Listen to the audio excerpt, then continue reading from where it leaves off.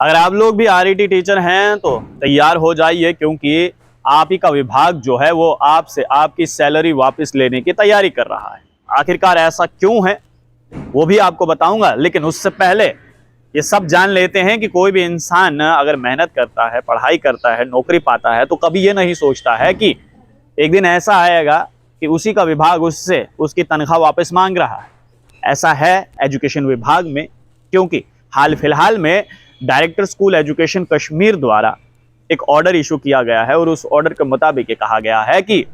Divisional level पर एक committee का गठन किया गया और उस कमेटी ने एक मीटिंग ली। उस मीटिंग में यह डिसाइड किया गया हुआ है कि जितने भी आरईटी टीचर्स, अगर उनमें से कोई भी ऐसा शख्स जिसने एक तरफ तो सरकार की नौकरी की, दूसरी तरफ रेगुलर मोड पर अपनी पढ़ाई भी शुरू रखी, कंटिन्यू रखी, यानी कि ग्रेजुएशन उसने रेगुलर मोड पर किया है और उसी दौरान वो स्कूल में बच्चों को पढ़ाता था और पैसे भी लेता था, तो अब उन अध्यापकों के लिए, उन एजुकेशन में जो वॉलंटियर्स थे, उनके लिए मुसीबत होने वाली है। उन्हें अपनी तनख्वाह जो है वो प्रशासन को वापस लौटानी होगी, क्योंकि ये कहा जा रहा है कि उन्होंने डबल क्रॉस किया है। एक तरफ तो वो सरकार की नौकरी कर रहे थे, सरकार से हर महीने पैसा ले रहे थे, और दूसरी तरफ वो रेगुलर मोड पर जो है ग्रेजुएशन भी कर रहे थे। अब यहां पर कुछ बातें जो हैं वो समझने वाली है। पहली बात,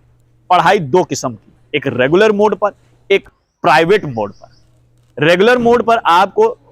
डेली बेसिस पर जाना पड़ता है, अपनी पढ़ाई करनी पड़ती है, और प्राइवेट मोड पर यानी कि डिस्टेंस मोड में आपको एडमिशन लेना है, असाइनमेंट जमा कराने हैं और उसके बाद आपको पेपर देना है। लेकिन ये जो आरईटी टीचर्स हैं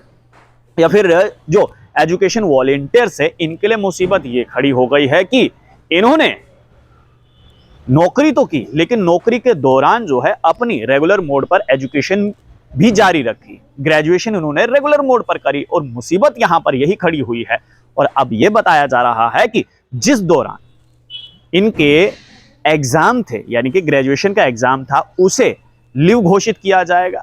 और साथ ही साथ यह भी देखा जाएगा कि कितने ऐसे अध्यापक हैं, एजुकेशन वॉलंटियर्स हैं, जिन्होंने इस प्रकार से रेगुलर मोड पर पढ़ाई की है। और ये जिम्मेदारी जो है विभाग ने डीडीओज को दी है। डीडीओज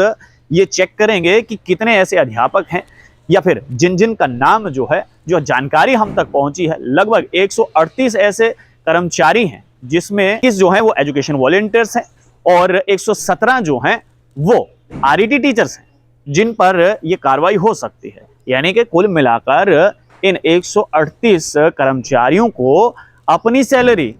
सरकार को वापस देनी पड़ सकती है। बड़ी खबर यह है कि जितने भी आरईटी टीचर्स हैं, उन्होंने अगर रेगुलर मोड पर अपनी ग्रेजुएशन की है और उसी दौरान उन्होंने सरकारी खाते से पैसे भी लिए हैं, यानी कि आसान भाषा में कहूं तो हर महीने उन्होंने सैलरी भी ली है, तो अब वो सैलरी उन्हें वापस लौटानी होगी प्रशासन को, क्योंकि प्रशासन ने जो है वो फरमान जारी कर दिया है कि अगर आप लोगों ने रेगुलर मोड पर ग्रेजुएशन किया हुआ है और साथ ही साथ आपने नौकरी भी की है सरकार की, तो अब आपको वो पैसा वापस देना होगा। आप लोग देखते रहिए स्ट्रेट टॉक्स। मुझे यानी देव ठाकुर को दीजिए इजाजत। धन्यवाद।